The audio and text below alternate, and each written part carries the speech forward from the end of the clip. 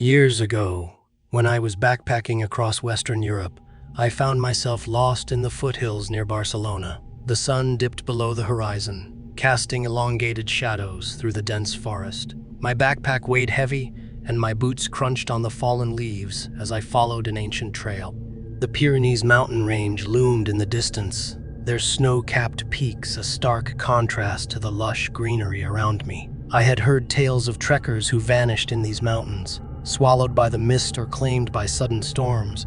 Being in my 20s, I was undeterred. Adventure coursed through my veins. As twilight settled, I stumbled upon a medieval church nestled among the trees. Its stone walls were weathered, and the wooden door hung slightly ajar. The air smelled of damp earth and ancient secrets. I pushed the door open, and it creaked in protest.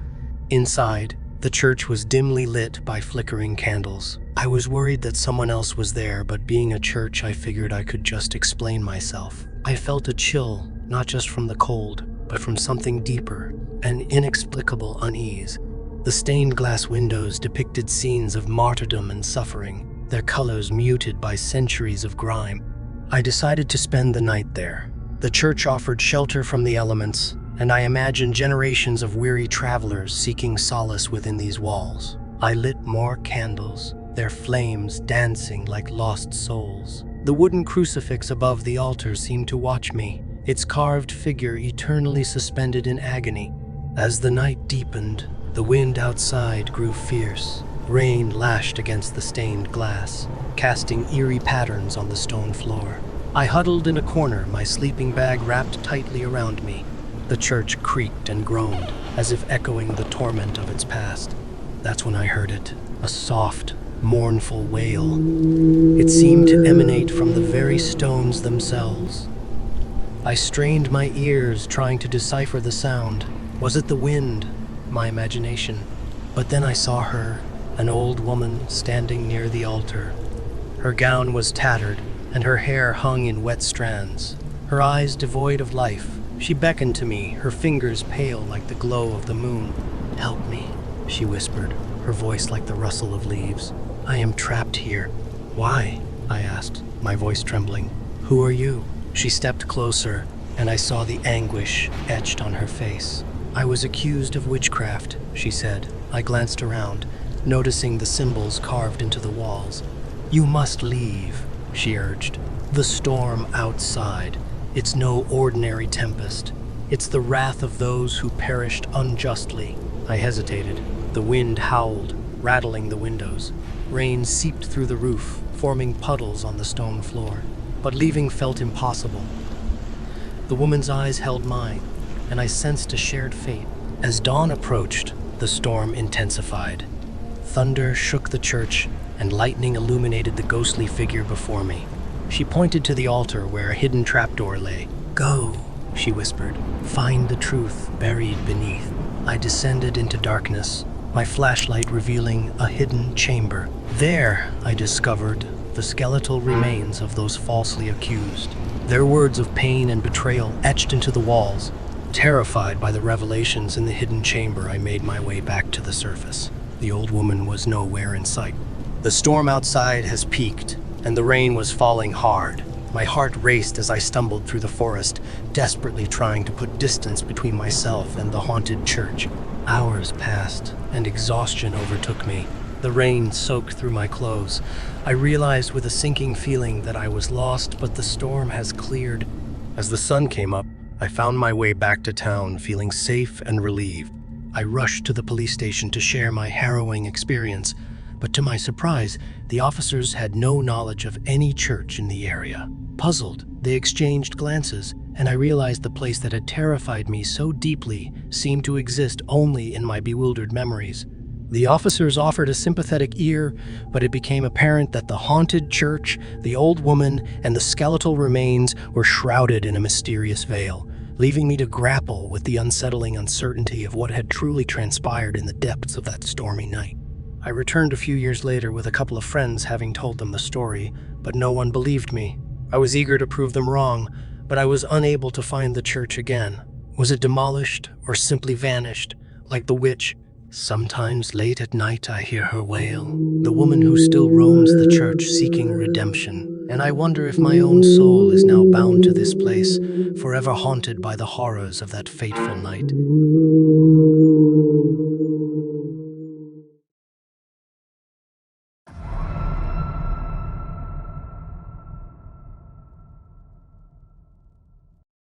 The sun dipped low, casting elongated shadows across the rugged mountain trail. My hiking boots crunched on the gravel as I ascended toward the summit. I had embarked on this solo adventure to catch the sunset, a moment of solitude and beauty.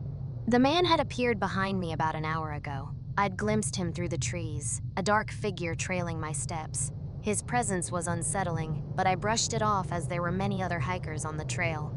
Maybe he was an avid hiker too, chasing the same golden hues that painted the sky.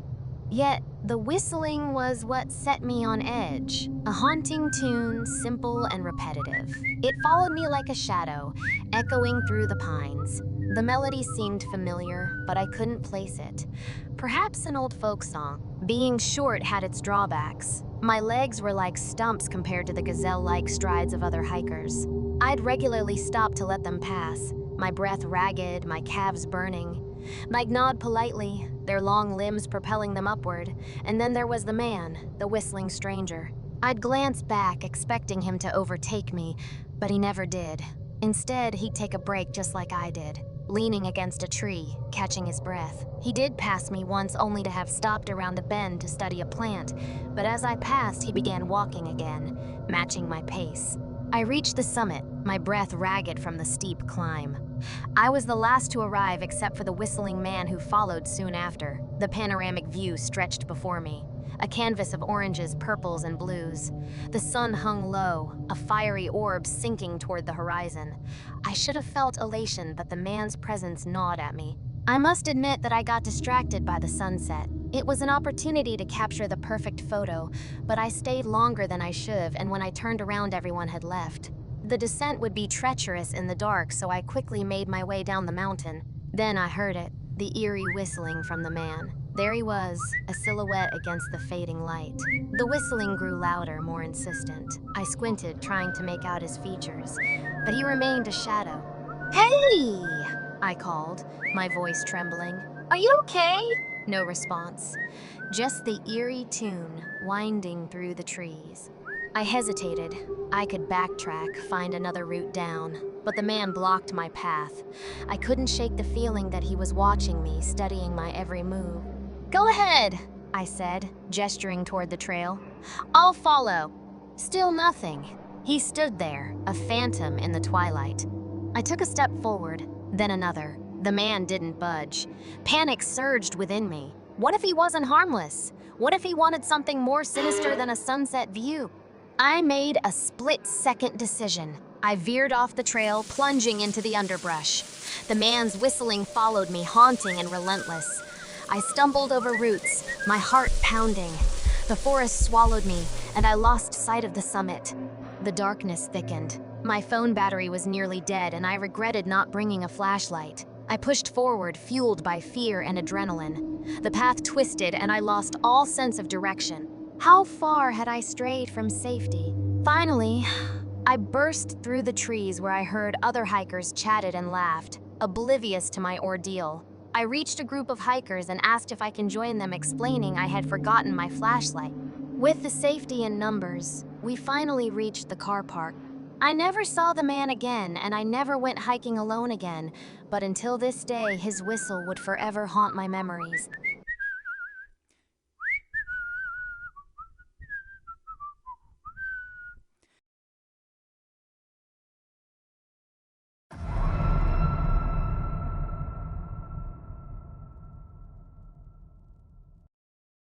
Back in the early 2000s, I found myself as a wide-eyed foreign student navigating the labyrinthine streets of Hong Kong. The city's neon pulse had captivated me, yet beneath its bustling markets and crowded streets, I yearned for something more profound.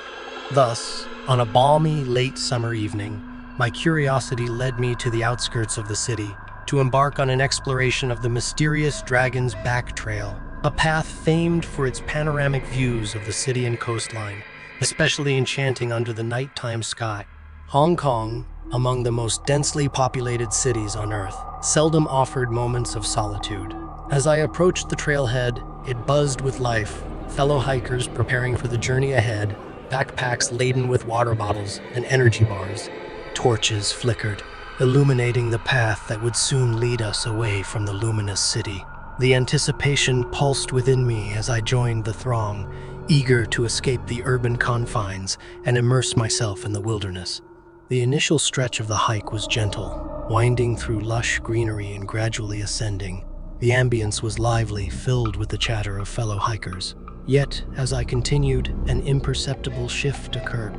The air grew colder, and the sounds of laughter and footsteps slowly faded into the background. Glancing back, I expected to see the groups I had passed, but they had vanished into the night. Ahead of me, the trail stretched in solitude, devoid of the dancing torchlights that had once guided my way. The eeriness of the deserted trail, juxtaposed against the vibrant city I had left behind, captivated my senses. In the silent embrace of the wilderness, time played tricks on me. What felt like hours turned into what my ancient Nokia phone insisted was a mere 45 minutes. Doubt crept in had I veered off the path. My legs, weary from the journey, yearned for reprieve. The mist began to settle as the night air thickened, adding an ethereal quality to the surroundings. Then, a distant rhythm echoed through the stillness, the unmistakable thud of boots against the ground. Relief washed over me as I assumed the company of fellow hikers. However, as the soldiers emerged from the mist, a profound unease settled in my gut. 30 strong, clad in rusted armor, they marched with disciplined precision. These were not modern soldiers with camouflage and rifles, but ancient warriors from a bygone era. No film crew accompanied them, and their armor seemed authentic, solid, and heavy, unlike any costume on a movie set. Compelled by a mix of fear and fascination, I followed at a distance, the soldiers weaving in and out of the mist, a haunting apparition. Night deepened, and an unspoken tension thickened the air. The soldiers abruptly halted at a diverging path. As the rest continued on, one soldier remained behind, his gaze fixed on me. The command to halt cut through the stillness. The soldier, with a voice that echoed a distant past, gestured toward a different path. Moonlight revealed eyes with pupils as white as the moon itself, an absence of irises. I nodded in acknowledgement, my body trembling as my gaze remained locked with the mysterious soldier. As I traversed the alternate path, the city lights emerged in the distance. A crowd, unseen for the past few hours, reveled in the scenic view, capturing the beauty with their cameras. Glancing at my phone, I was stunned to find that only an hour had passed since I embarked on this surreal journey.